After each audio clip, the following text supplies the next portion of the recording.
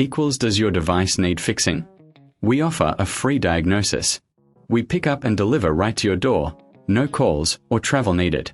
We send you a quote before repairing, and only go ahead if you approve it. Easy, transparent, and professional. Link in description.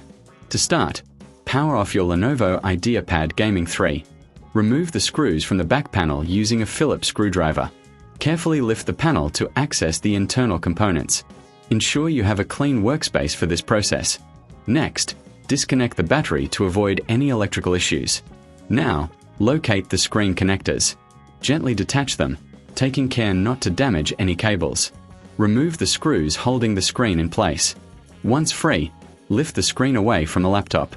Before installing the new screen, clean the area to ensure proper adhesion. Connect the new screen to the motherboard. Secure it with screws, then reconnect the battery. Replace the back panel and screw it back in place. For a professional diagnosis without obligation, consider our services. We offer pickup and delivery at your home, so you don't have to worry about transport. No calls, no travel, just a simple quote before repair. Your laptop will be back in action in no time. Does your device need fixing? We offer a free diagnosis. We pick up and deliver right to your door, no calls or travel needed.